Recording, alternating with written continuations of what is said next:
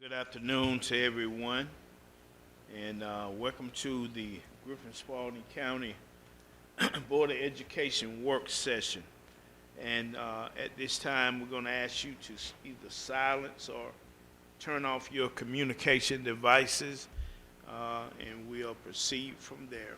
If Mr. Doss doesn't mind, I know I won't be putting him on the spot because be ye also ready. If he would give us our prayer, and then he'll lead us in our pledge. Absolutely, be happy to. And if I could, I think the 4 o'clock is the work session, 3:30 is Yeah, you're the right. budget public hearing, just Thank you, sir. for the record. Thank you, sir. Let us pray. Father, Lord, I just thank you for this day. Lord, we thank you, Father, Lord, for Griffin-Spalding County school system. Lord, our whole community. We ask, Father, Lord, that you continue to heal and everything to do with COVID-19. We ask, Father, Lord, that you continue, Father, Lord, to give us wisdom and direction in all the business that we do. We thank you for that. In Jesus' name we pray. Amen. And let us pledge. I pledge allegiance to the flag of the United States of America and to the republic for which it stands, one nation, under God, indivisible, with liberty and justice for all. Thank you, Mr. Doss. And also, I just want to reiterate on what Mr. Doss says. This is our budget public hearing, and then 4 o'clock is the work session. So I apologize for making that mistake. At this time, we're going to have Mr. Byron Jones to come before us and with our FY22 final budget.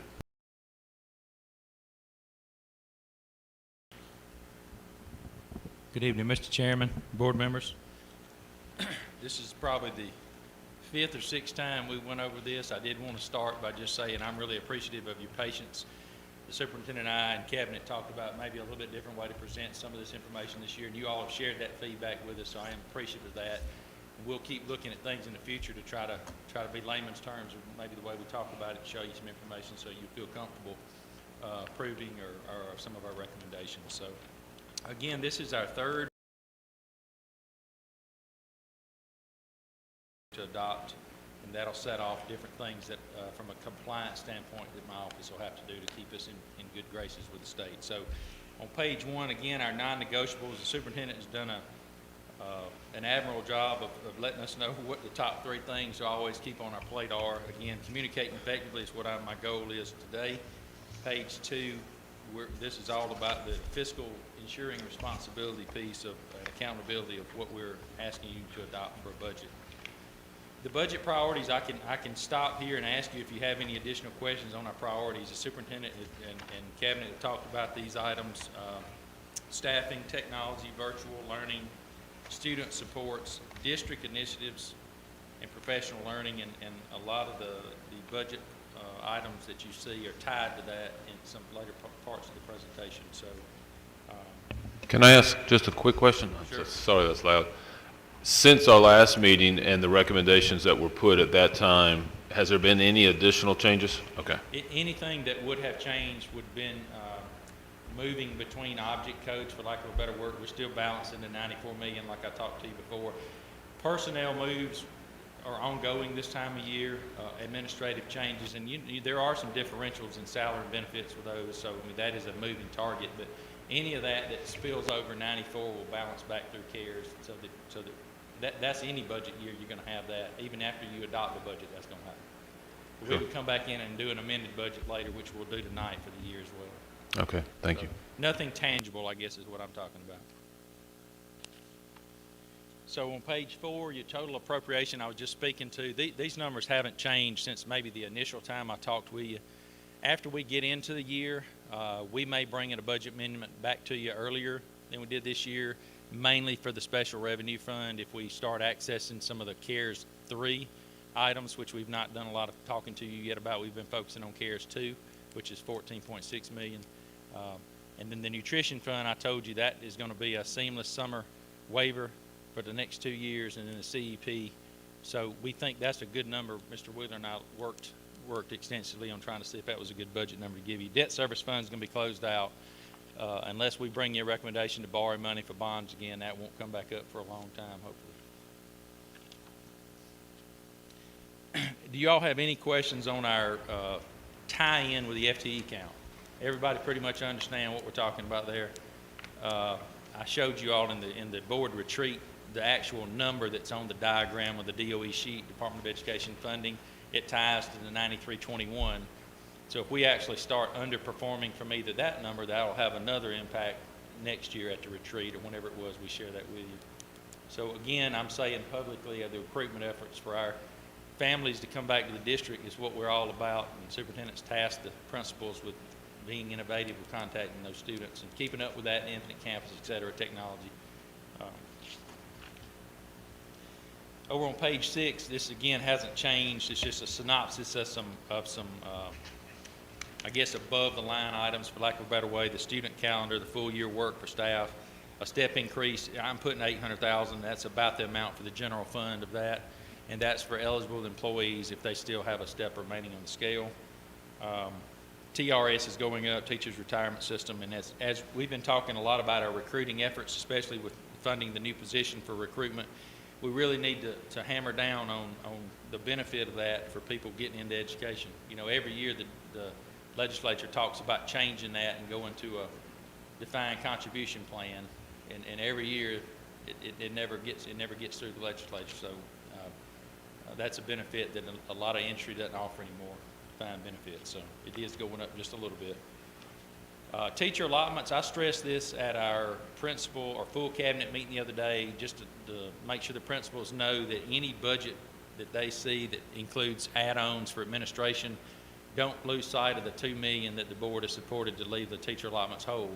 On a per campus level, that could be, you know, one of our campuses, that's 5 teachers. I mean, that's, and you know, it's, if they're not able, if the children aren't there to actually sustain that class size, for lack of a better way to say it, they'll have some discretion on the campus. It'll ultimately lead to a smaller class size, and maybe they can use that in some different ways to increase learning loss, et cetera, through the year. I think the superintendent has kind of cautioned that a year from now, or maybe 9 months from now, 8 months, if we're having the same conversation, it may look a little different. So at least for a year, we know where we're at, and we're able to use CARES to back that up. For the next 3 pages, again, this hasn't changed. Mr. Jones, I just, Yes. I may have missed you going over the health insurance flat rate. I just wanted to ask a question because I haven't really kept up specifically with the market on health insurance, but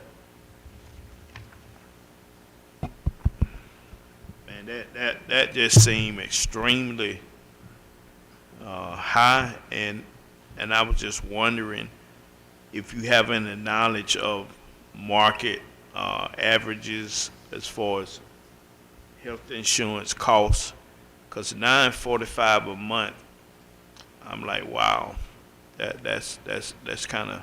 Yeah, if you, and I'm assuming you know the history. Let me give you a brief recap. Yeah, I know the history, but like I said, since I'm in a different category, you know, as being retired, I haven't really kept up with the market on health insurance costs. But you know, I'm just looking at that 945, you know, and how that will impact some people who are the insurance carrier for their family, and I'm just wondering if you have any knowledge. So this 945 is the employer portion. To just make sure we're on Right, the same page. right, So right. the total premium is probably $1,200 to $1,300. Yeah, Yeah. but even like I said, that 945 is like I said, I've been out of the market. I haven't kept up with it, but I'm in a different category. Right, I understand. But Mr. Holmes, I can say that our church has a small group plan. Pardon me? Our church has a small group plan. Right. My insurance is not as nice as insurance as what our teachers receive, and I'm paying double. You paying double? like I said, I haven't kept up with the market, brother. It is extremely expensive. So, just letting you know. Okay, and I mean, and when I was an active employee, that was real important as the insurance carrier in my family. But I was just wondering, how do we stack up? What is the market, the industry norms and things of that nature? If we have any knowledge of that. When we say flat rate, it's probably been the scary thing about what you're saying, it's actually been 9.45 for probably 3-4 years in a row. Right. It didn't just get to 9.45. Right. And I still remember in 2005 when this classified match was $100 a month, and they crept it up to match the certified. So they're all work groups are 9.45 a month now. So I mean, all I can tell you is escalating, and we don't have a lot of discretionary decisions we can make. I mean, we have to participate in the Department of Community Health program. Within that, obviously, there's the gold, silver, bronze, a tier level that people can choose. Right.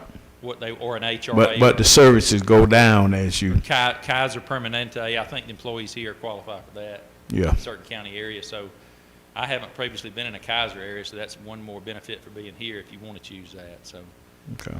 It's high. I agree. Yeah, and I was just, like I said, I was just looking out for those who are the per se insurance carriers for their family, and I if I was in that situation, man, I know I'd be digging deep, researching and everything else, to find a little bit more affordable and compatible. Okay. And I was just wondering if you had any knowledge of the market, insurance market, prior to coming here. Yeah, well, I did a study. I was on a committee about 10 years ago when they were going to give school districts some choice for the non-certificated employees that could opt out of state health, and I don't think that is actually maybe able to be done now, but there was a study done. At that point, it was a gross offset in the amount of premiums. But again, that's years ago. I'd have to get back into it. I know some of our dental premiums and some of that kind of stuff that they're holding steady on those, but those are normally 2 to 3 year rate locks at that time that we can control with the local vendors. What we can't control is with the state, because they're doing their own bidding on that. Okay. United Healthcare and Blue Cross. Okay. Appreciate it. Okay. I'm on page 8. Lonnie's still there. Has anybody got any questions on the good, better, best? This was the good old NFL analogy that we put up here to try to get you all to understand what we were talking about.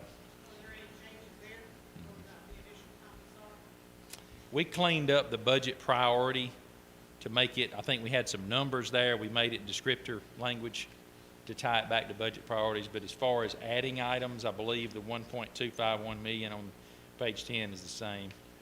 I think you all have had some questions to us that we've tried to answer. Maybe the superintendent on some of the positions. We certainly entertain any more of that you got right now as well.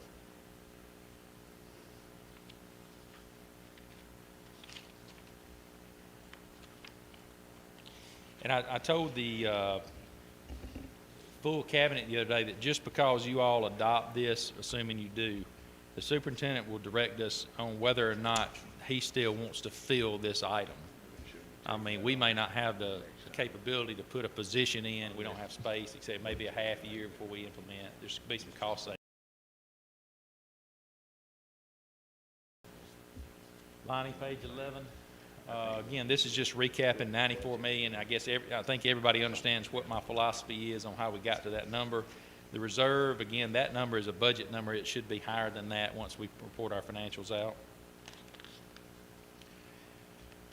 Special revenue fund, again, that is the process for approving those budgets is giving us we start with a number that was kind of an amended number from the prior year to give you a formality of approving budgets, and then we'll come back in the year when federal programs gets the actual numbers and bring that back to you.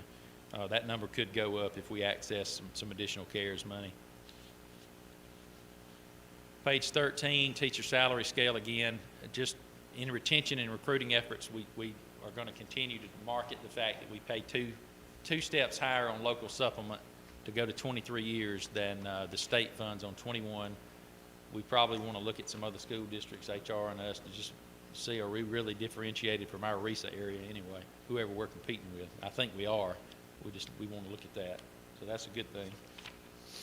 So in summary, balanced budgets for all, using the CARES dollars for offsets, the teacher allotments we talked about. Our plan of action will continue to be implementing the priorities and monitoring the timing of whether we implement some of these additions to our budget.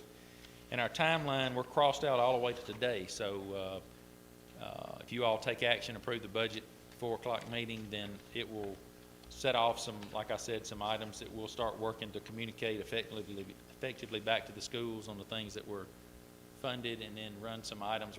Some reporting we have to do with the state, the Carl Vinson Institute, formalizing the public outside of Griffin-Spalding to see what we're doing. So that's the presentation. Is there any questions anybody has? Mr. Jones, I want to go back to the page 13, the teacher salary schedule, and I have gotten questions about this over the years, because we have some teachers who kind of top out, and you know, they don't I guess qualify for the raises or whatever. Step increase, yes, right. Thank you. And I want to pick your brain again, and you know, before coming here, how have you seen it addressed?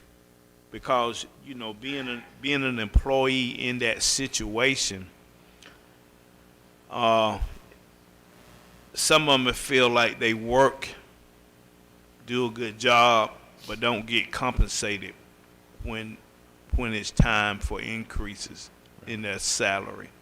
So how have you seen that handled before coming here? Typically, and you know, every year that I have gone through this process, we always are transparent and bring the option that the board has to fund or not fund step increases. That's always a choice that the board has, right. Superintendent recommendation. Normally in my history, it's been rare that the board funds a additional raise, for lack of a better way to say it, if the state isn't doing it the same year. For example, when the governor said he was going to bump it up $3 grand, there's a choice. Do you grant that for the classified employees as well? And a lot of times the districts will go ahead and do that as well, or do something to coincide with that. I will say that in today's environment, I mean, I think we've been studying some like-size systems like we talked about earlier. We're aware that some districts are using CARES dollars to potentially look at some items that may be one time but not ongoing, because it's a sustainability issue now. And I mean, that gets into millage rate and other things that may bring into place of sustainability. And anytime you put in something that's recurring, it might cause another reaction down the road that you might not really want to deal with, but we may have to look at it.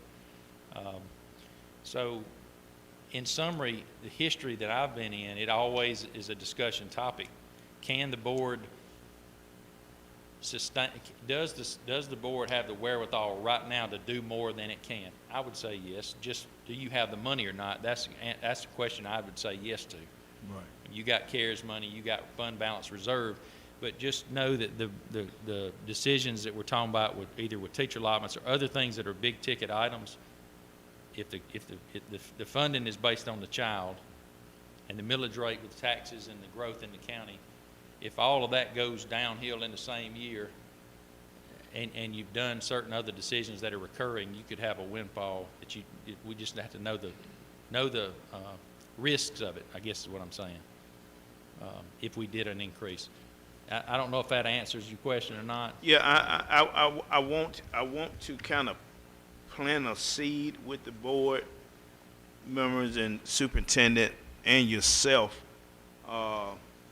The way we handled it at my previous employer, was that it wasn't a vast number. You know, you may have some that have topped out because of the years, but the way we handled it was, let's for an example, is that you see a person, we'll just say they're making $10 an hour, and they've kind of topped out, and raise would be like 3%.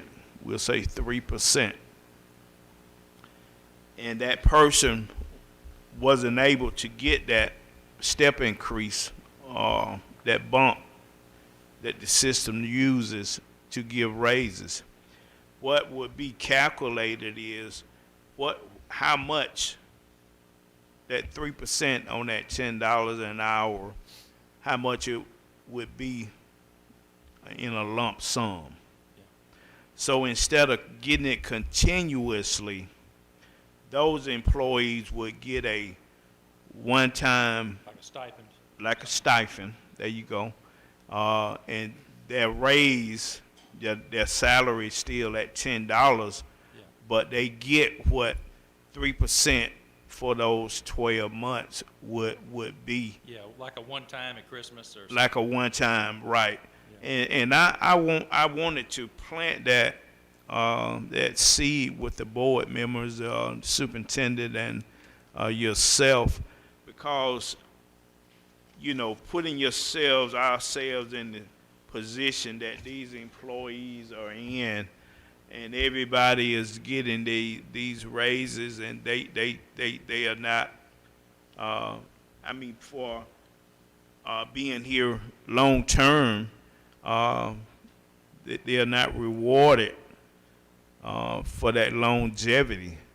Right. And we could even call it a longevity pay. I know the county does that, have done that, but I think we need to address that, because that can be a morale kind of, I don't want to say killer, but it could be a morale decline in those employees, because, you know, they work 12 months just like everybody else, and don't get the reward. But I think we need to address that somehow, so these employees will be somewhat compensated. Well, will be compensated, but we just need to figure out how we need to do it, instead of just telling them that's the system that we use and they're not eligible because of their number of years of service. So I just wanted to bring that out for something that we can look at going forward, if that's okay. Well, like I said, the goal is to put the system in financial shape that those discretionary decisions are able to be talked about. That's the plus side. Right. Add on top of that the CARES. So you know that's the situation we're in. But I took a note, and we've already started some kind of behind the scenes looking at some of that stuff. We've gotten some feedback from other counties, and some of our directors have been talking to us about some of this same stuff. So.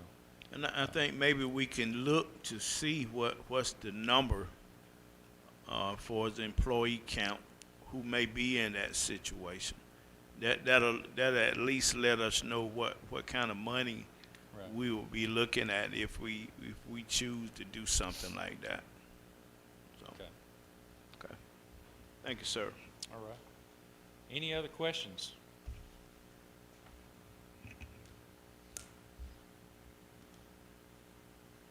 All right, thank you. Right. All right, board members, unless Mr. Simmons, our superintendent, have anything that he would like to discuss at this time. Nothing relative to the budget, Mr. Chairman.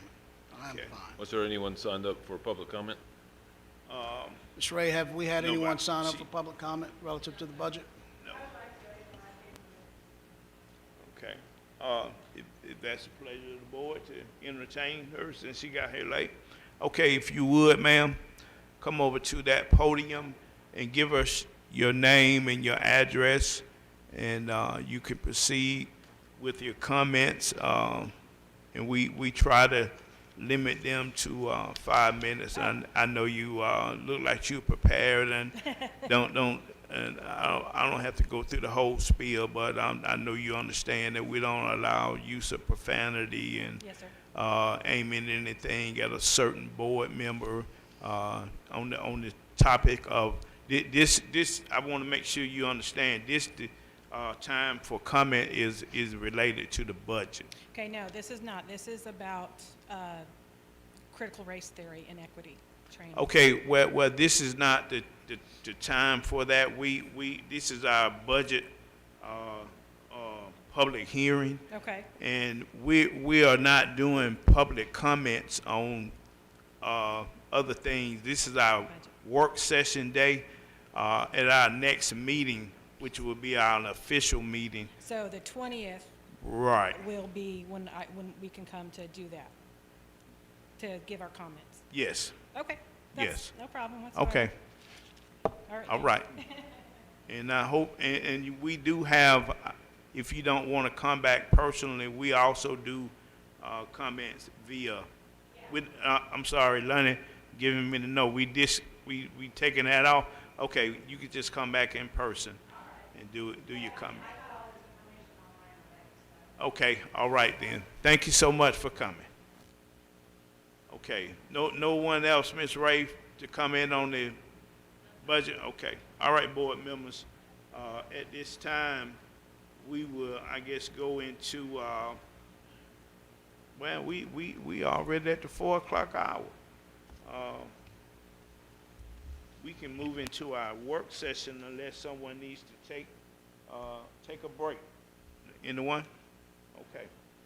No break necessary. So we'll move right into our work session part of this meeting. And I was looking at this agenda, but thank Mr. Dawes for the prayer and the pledge. We've already taken care of that. And so right now we would like to adopt the agenda as presented, and I know there's one item that we need to address in the consent agenda, but we'll do that once we get to it. Can we get a motion? Go ahead, Mr. Brown. Actually, I just want to, under action items, number 4, F can be removed back to the consent agenda.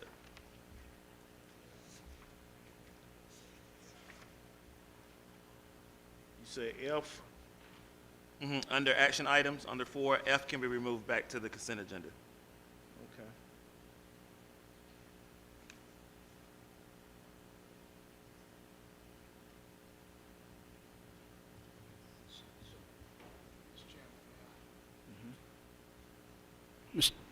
Mr. Brown, are you talking about the action items that are within the consent agenda? Yes, sir. Yes. Under administrative recommendations, Okay, just F is an assistant principal. I see what you're saying. Yes, sir. Understood. Understood. Okay, we'll take care of it. Thank you. Okay. Also, we're going to take off on the consent agenda. We're going to take item D off until after executive session, and then we'll come back and readdress that after we've addressed it in executive session. D, yes. Resignation, release from contract. Is there anything else, board members? If not, could I get a motion? So moved. Can we get a second? Second. We got a motion and a second. All in favor, raise your right hand. And let it be known that board member Barbara Jo Cook, she may arrive late, if at all, due to prior commitments, work commitment that she has. Next, we want to move on to our action items. Just adopted the agenda, and we now need to do the consent agenda. Let me get my eyes straight, Mr. Dawes. Consent agenda, okay, here we go. Like to accept the, motion to accept the consent agenda. So moved. Can we get a second? All in favor, raise your right hand. 4-0. All right, now action items. Administrative recommendations. I guess we'll turn that over. Okay. Mr. Chairman, members of the board, I bring to you the following administrative recommendations. In the role of Executive Director of Student Support Services is the superintendent's recommendation for Dr. Norman Sauce to be placed or appointed to that position. Are there any questions? Got a whole bunch of questions about that one.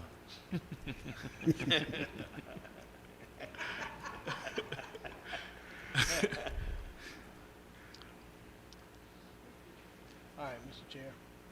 You want to do You want me A to through F? go through all of them? Yeah, you go through. Fair enough. Moving on, for the role of Executive Officer of Secondary Schools, Ms. Lindy Pruitt, Superintendent's recommendation. For the role of Director of Talent Management, recommendation is Dr. Stephanie Evans. For the role of Director of Federal Programs, Superintendent's recommendation is Ms. Barbara Alston. And for the role of Coordinator of Counseling Services, Superintendent's recommendation is Ms. Sandra Long. Okay, board members, you've heard the list, recommendations along with the names for the positions. Could we get a motion to accept superintendent recommendation? So moved. We got a motion, can we get a second? Second. All in favor, show by a vote of right hand. 4-0. All right, Mr. Superintendent, you can proceed. Well, I think this is on Mr. Brown and, Mr. Dawson, the superintendent evaluation. Mr. Chairman, before we move on, I want to make sure the record's clear for the purpose of the minutes.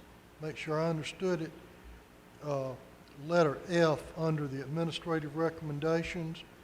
When the board adopted the consent agenda, the position of assistant principal at Beaverbrook was in the consent agenda? Yes. Correct. Okay, I just want to make sure the Yes, sir. record's clear for the minutes on that. All Yes, right, sir. That's what we pay you for, Mr. Shepherd. Go ahead, Mr. Brown, Mr. Dawson. Yes, sir. So many know that I have been a proponent for teachers and a proponent for scholars and receiving rubrics and being able to know what they're being graded on. This dates back to when I was visiting Jordan Hill Elementary School, and I was in a 4th grade classroom, social studies classroom, so I was really, interested in the lesson that was going forth that day. But it was one scholar in particular that was so excited about this rubric that he received. He received this rubric and he was able to tell me about the different checkpoints. He was able to tell me what category he wanted to fall in and what he was going to do to remain in category 5 so that he could at least make an A on his project. And so it then had me to thinking about the evaluation I just finished for our old superintendent. And so this is a journey that I've been on to ensure that we have a superintendent evaluation which is much more comprehensive and similar to the evaluation and criteria that our teachers and our administrators are subject to. This particular evaluation has specific goals and indicators that offer an objective look at the work that the superintendent does. Evidence is explicitly explained so that the board knows exactly what to look for when completing the evaluation. Finally, the evaluation is aligned to our district strategic plan to ensure that our superintendent is completing the job in such a way that it's meeting the goals that we have set for our district. So if you look at the current evaluation, colleagues, and this is a part that becomes participatory for all of us to be able to give our feedback. Back in, when was it, Mr. Doss, that we meet with? January? In where? I think January, wasn't it? Was it January?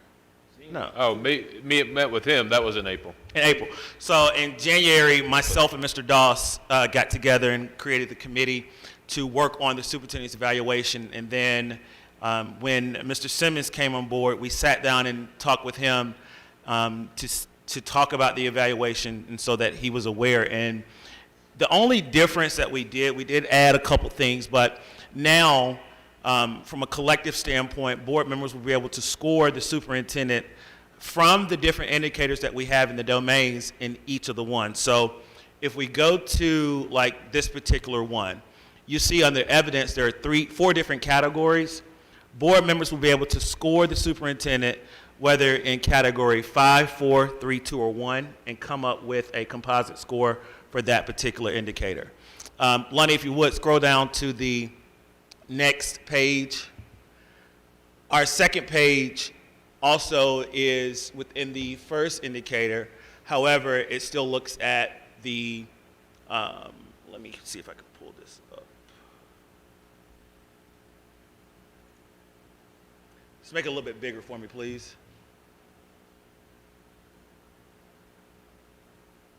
All right, so now we're looking at the plan and the mission and the vision and what the implementation of those things. And so there are 2 evidence indicators there. Are we good with that, board?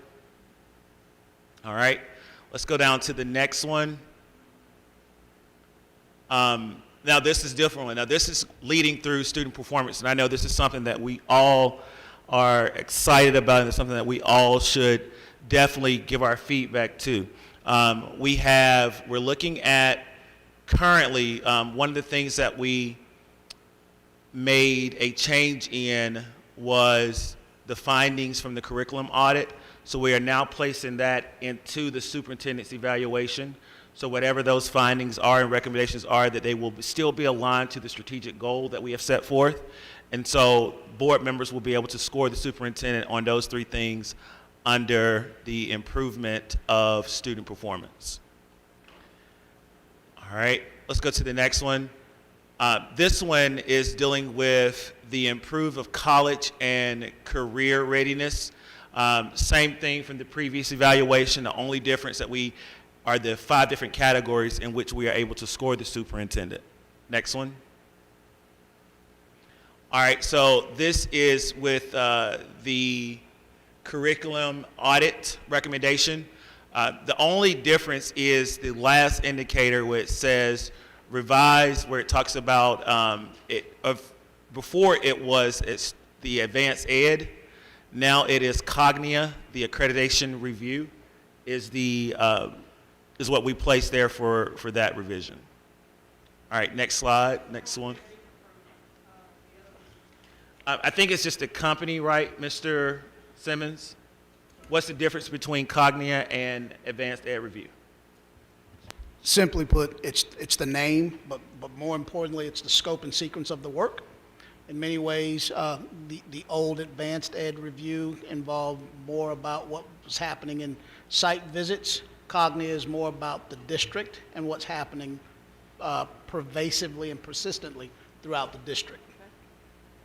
Thank you. Sure. And so when we look at our next slide, which goes to communication and stakeholders.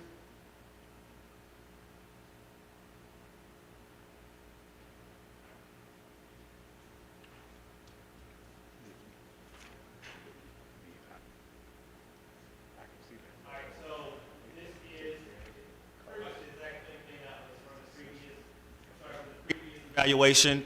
The only difference is we've added the 5 different categories in which the board members are able to score the superintendent. All right, so leading through organizational effectiveness.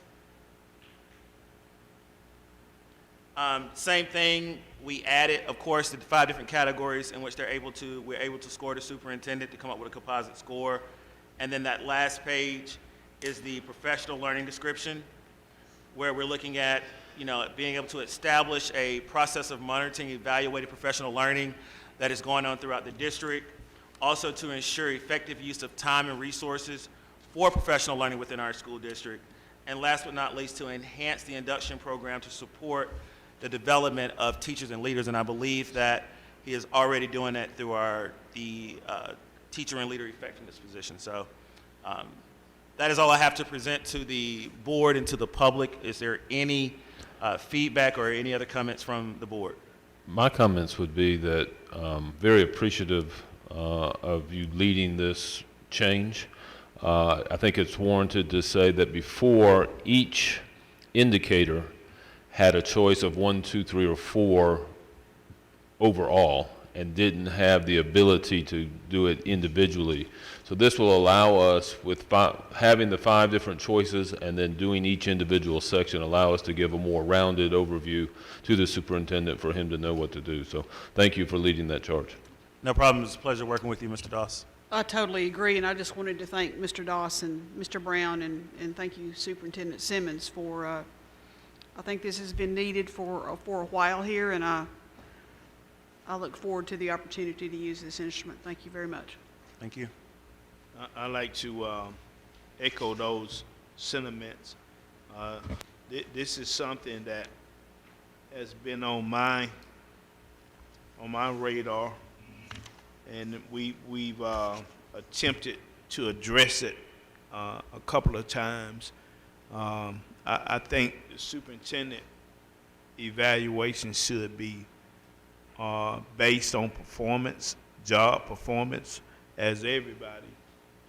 Evaluation it's all about job performance.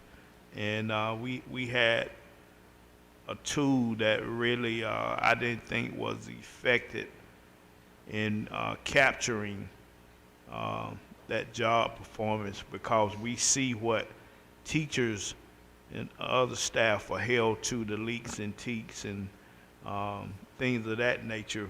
But I thank Mr. Dawson, Mr. Brown, for getting us to something that I think would be a usable tool to assess job performance, because that's what it's all about. And hopefully in the future, something else that I mentioned about, the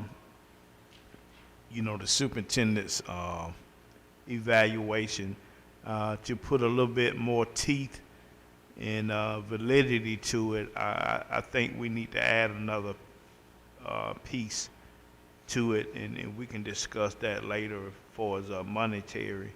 And we mentioned that with the previous superintendent. But I think we need to make sure we don't let that fall by the wayside as well. And I think with that, I think the only thing we have to do is just really create a rubric for it, so we know which category the superintendent will fall in if it's going to be based upon performance. Yes, sir. Thank you. Thank you. Thank you. And Mr. Dawes as well. With that being said, then I would make a motion that we accept this instrument as our tool. We got a motion on the floor. Can we get a second? Second. Got a motion and a second. All in favor? 4-0. Thank you, gentlemen, again. Next, we have the final approval of FY 2022 Superintendent's recommended budget as presented by Mr. Byron Jones, who is at the podium to address whatever he wants to address and answer any question that you may have. Does he have to talk again? No, just kidding. One more time. You told me now. Good evening, Mr. Chairman and board members. We're at the finish line, I hope. Yes, sir. We'll approve these next 2 items. So the superintendent recommends approval of the FY22 budget with appropriations as follows. And Lonnie, you can go ahead and pull up that attachment if you want to. General fund, $94 million. Special revenue, $27,370,352. Nutrition, $6,250,000. Debt service fund, 0, because we're zeroing that out, closing it. Capital projects fund, $20 million. The attachment is what ran in the newspaper. There's been no changes to this. So if you read that top line across, the only thing you have to add together is you have to look at the expense line on capital projects. That's where the 20 million is located, a little bit below. But those are the items that we ran for public, and we told them that it would be approved at 4 o'clock today. So is there any questions? That is the recommendation of the superintendent. Any questions, board members? No, sir. If none, I'd like to entertain a motion at this time. Motion to approve budget? Can we get a second? Second. All in favor? 4-0. Go ahead, Mr. Jones. All right, thank you all. I really appreciate that. The next item is just a formal adoption of a FY21, which is the year we're about to finish, amended budget. And this looks a little different on your attachments than what you used to see. We did it more in a summary form with some yellow items on the attachments showing you what we're doing. So the superintendent will recommend approval of these amendments for FY21 of the general fund, $96,074,511, special revenue fund, $21,970,174, and nutrition fund, $6,053,274. We didn't need to amend the capital projects or debt service funds.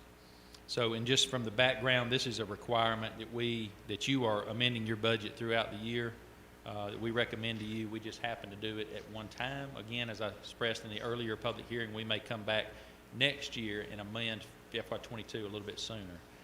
Lonnie, if you'll go to let me just show you these three attachments. If you'll just focus on the yellow general fund first, and this is just where we break out, the far left-hand column is what you see in your financial report every month, and then we break out after-school program, workers' comp especially. So there's some in and outs of that. As we get more information, the state gave us some more money back that they said they were reducing initially, and so that's a revenue increase on the general fund. So those items, again, total down to that number I named earlier for general fund. If you'll go to special revenue, Lonnie, the second one. Again, sometimes you've seen the grants broke out in a budget amendments. Specifically, the left-hand column is what you see that's not yellow. Every month in your financial report, the yellow is where we have gotten official figures from the feds and states throughout the year. They're still changing a little bit, but this gives you enough wiggle room, I guess, for lack of a better way to say, that we won't be over in function categories when we close out. So that is the one for special revenue. And if you'll go over to nutrition, I just want to point out one thing on that.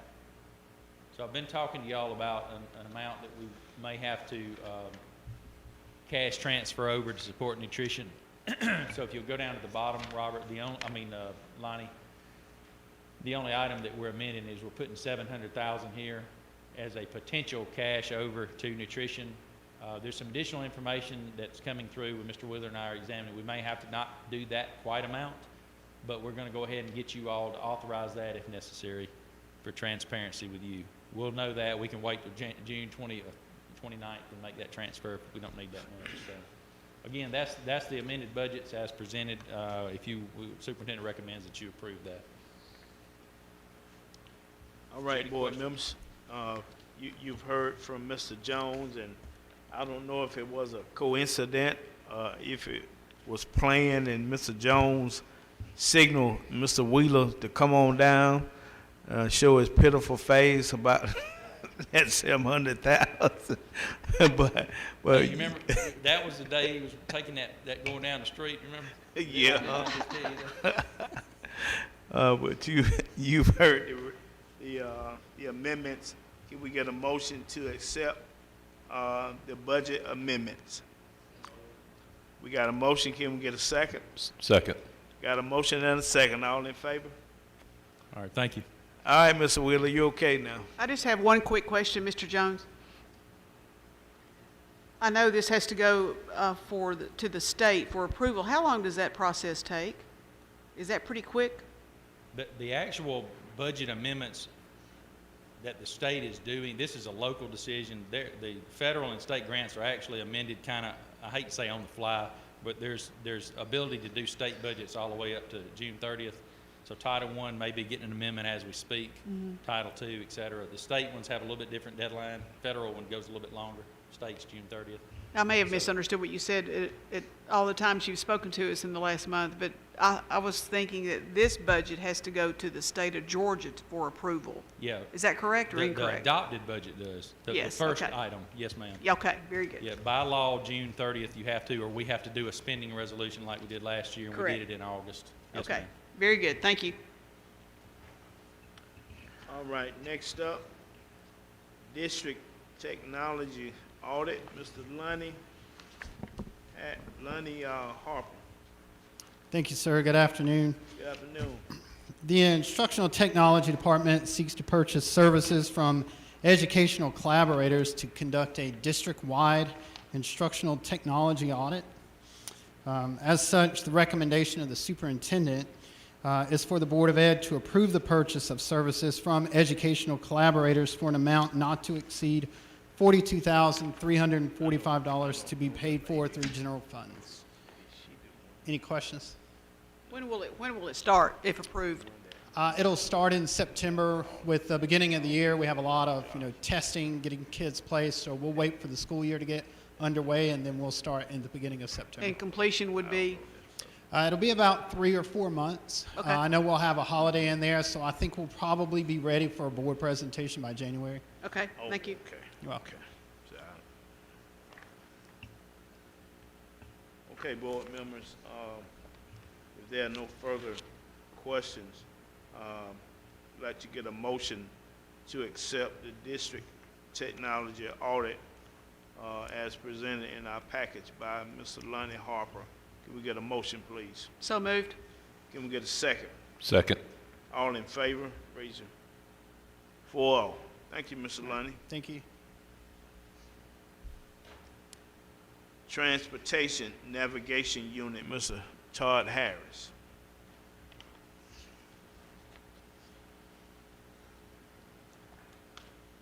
Good evening. Good evening. Good evening. Chairman Holm, board members, Mr. Simmons. Just a quick decision memorandum this evening. The Transportation Department is seeking the board's approval for the purchase of 100 additional navigation devices to put on our GSCS school buses at the price of $133,000 using surplus funds that we had left this year from fuel savings. Just a brief history, 10 of these units were approved by the board back in 2020 for us to assess. They became fantastic tools for our drivers. But quickly, the recommendation is the superintendent recommends that the GSCS Board of Education approve the purchase and support cost of Tyler Drive navigational units for 100 GSCS school buses at a cost of $133,000. I'll be glad to answer any questions on this technology you have. Mr. Harris, would this bring our fleet, all buses would be equipped with this? Yes, ma'am. Okay. Yes, ma'am. Good. There may be a few spares, but for the most part, our daily operational fleet, yes, it will have, the units will be on every bus. That's really nice when I was reading about it. It's a fantastic tool for our Right. students and our drivers, yes. All right, board members, you've heard from Mr. Harris and seen the information. Can we get a motion to accept the purchase of the transportation navigation units? So moved. Second. Got a motion and a second. All in favor? 4-0. Thank you, Mr. Harris. Thank you. Next up, FY22 nutrition bid extension. I thought we were through with Mr. Wheeler. All right. Good evening, Mr. Holmes. Mr. Aiken. go That's ahead. actually why Mr. Wheeler's here. He's my bodyguard. that's tonight. why It he- had nothing to do with the budget. Okay. Okay. So I was going to have him come stand beside me, but I'll let him just stay since you've recognized him being here. Thank you, Mr. Chair, board members, Mr. Simmons. Each year, the Nutrition Department has bids for goods and services that we put out. In 2019, the board approved the bids that we had. Each time that we have the bids, we also have the availability to extend those prices, those bids, for up to 2 more years. You allowed us to extend them last year during COVID. This year, with winding down some things, we're also looking at extending for that second year. The reason we would like to do that is, first of all, we weren't able to kind of test out new products that may be out there and kind of not know what we're getting. But also, with rising prices, it gives us a way to keep prices in check. Also, it helps us to secure deliveries and everything. We're already on these vendors' routes, so we are good to go there. So at this time, it's the recommendation of the superintendent that Griffin-Spalding County Board of Education approve the extensions of the school nutrition bids and proposals for the 21-22 school year. All right, board members, are there any questions of Mr. Akins? If not, can we get a motion to accept the recommendation? So moved. We got a motion. Can we get a second? Second. All in favor, show by raising your right hand. 4-0. Thank you, Mr. Akins. I was thinking that she was going to have something to present, but I did not see her on the agenda, but I would not let today go by without recognizing my longtime friend and this system employee. I hate that I missed her retirement reception, but I was leaving to go out of town. But I just want to recognize Miss Sarah Jones. This is her last meeting, and as a point of privilege that I would like to ask the board to extend me, Ms. Jones, I want to give you an opportunity to come to the podium and say anything except talking about me. Or me.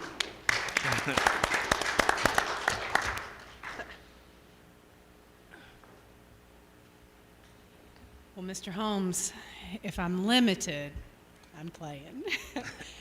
Nothing but good things to say. I appreciate your kind words, and Griffin-Spalding is a place I have held dear and will forever hold dear to my heart.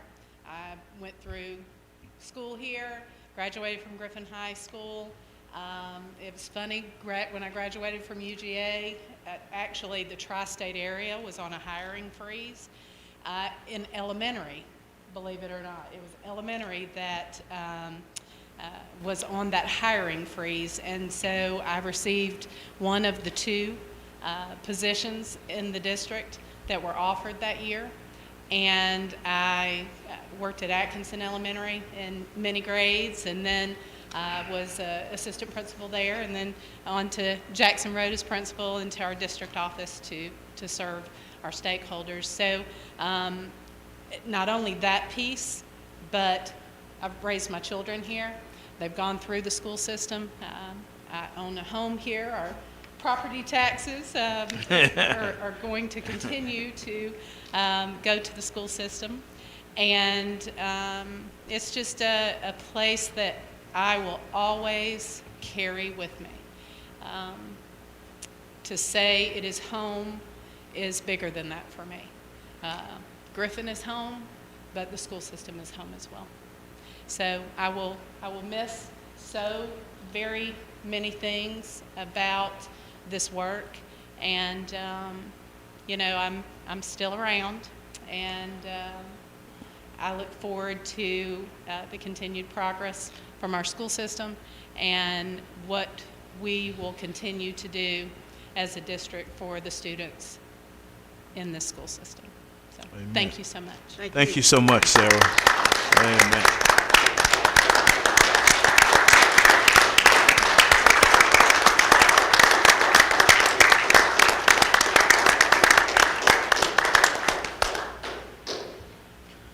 Amen. Thank you so much, Ms. Jones, and we just want you to know and realize that we do appreciate the dedication.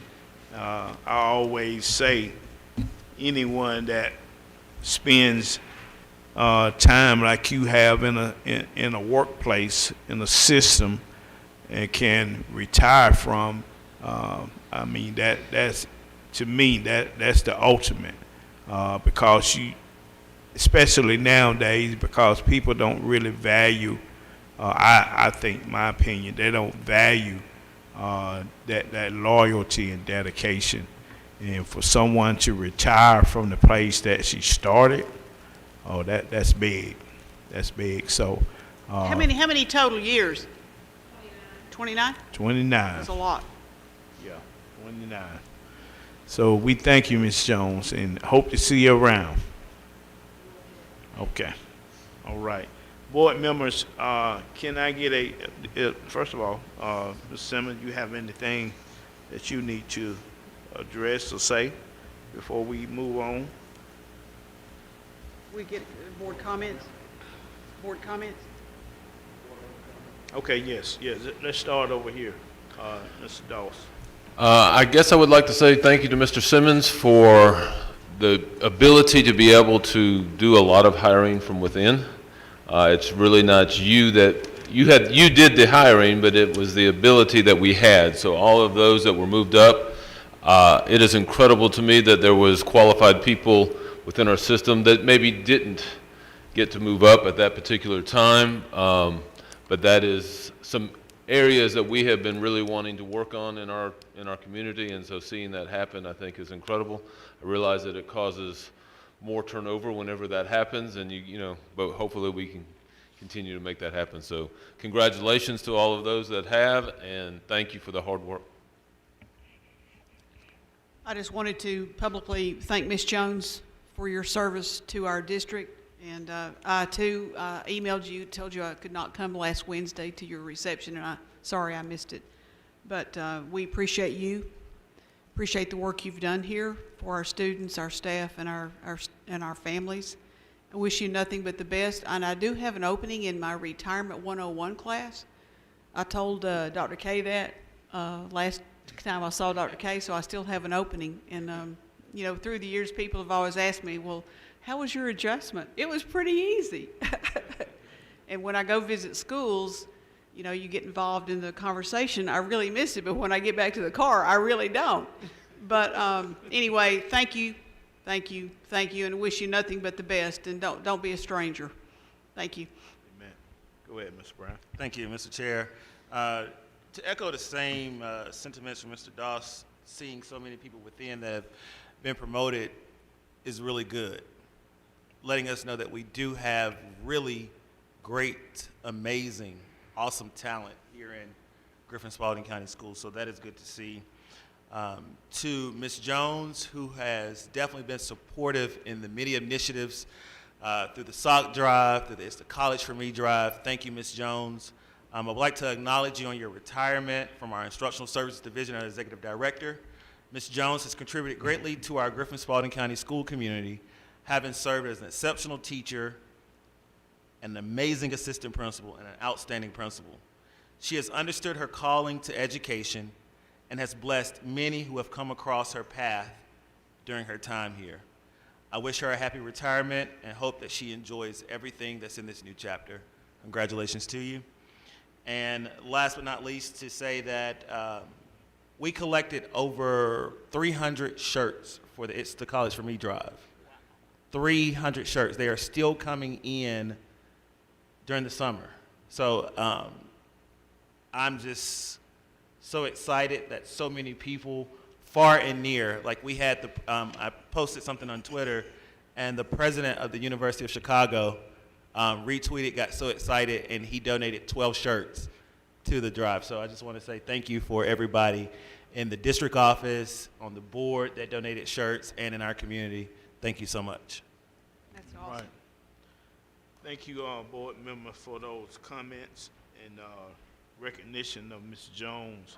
And I'm going to quit while I'm somewhat ahead. I've been struggling to kind of see these prints, and I'm fighting against going to my optometrist to get that little square in my glasses. I refuse to have that little square in my glasses. So, but it may come to that, but I apologize for some of the oversights that I've had today. Get progressives. That's what I have. Oh. But I may progress to the square. So, with that being said, I'm sorry. Go ahead, Okay. Mr. That's Simmons. okay. Mr. Chairman, members of the board, I do want to take a moment to personally acknowledge my friend, Ms. Sarah Jones. Know that I appreciate you and what you stand for in this community and in this organization.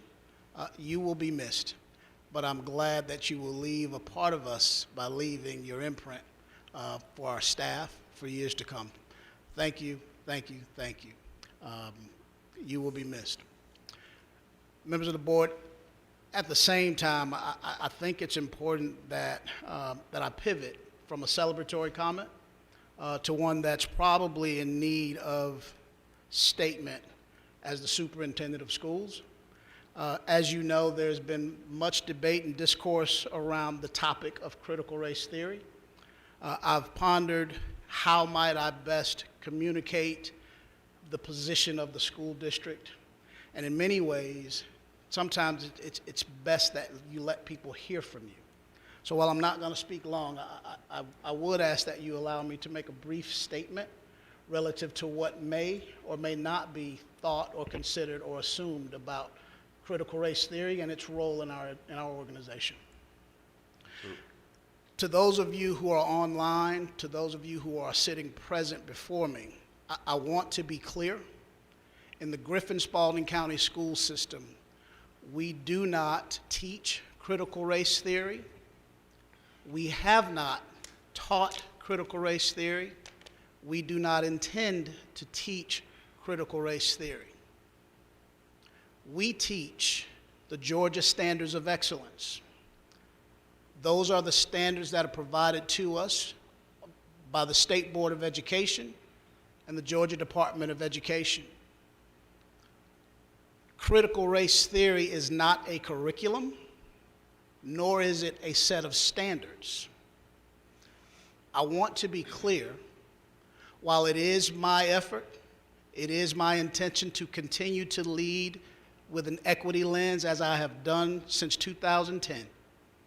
For me, for this school system as your superintendent, equity means ensuring a system and structures that are supportive for the academic, social, and emotional needs of every child in this organization, while also ensuring that resource allocation affords our schools to provide the highest quality of education for our students. So again, we do not teach critical race theory. I regret that I have to make such a public statement, but I am not above doing so. And if I may, I must admit that it is somewhat disheartening to think that there would be one or more who would wonder or question the integrity of the educators in this school system, regardless of your position relative to critical race theory. What we do every day is we act justly, we show mercy, and we walk humbly. Micah 6 and 8. Thank you, board members. No, thank you. Thank you. Thank you. Superintendent. Amen. No, we owe you a thank you on that one, Mr. Simmons. And sometimes it is best to get out front and be proactive instead of reactive.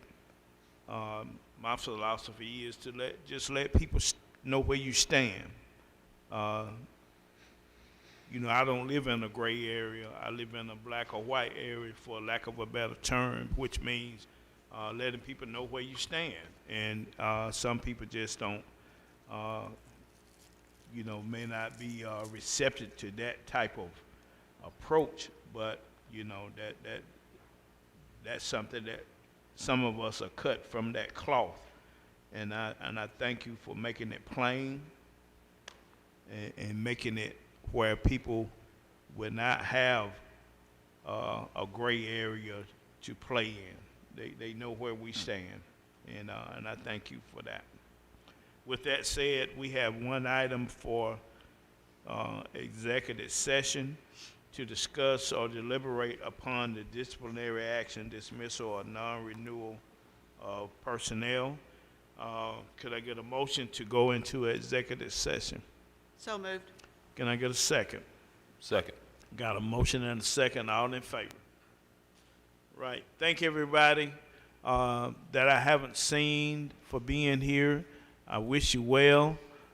Sarah, you know, you can come by my house and help me cut grass anytime. And I look forward to you enjoying yourself. With that being said, we are going into executive session.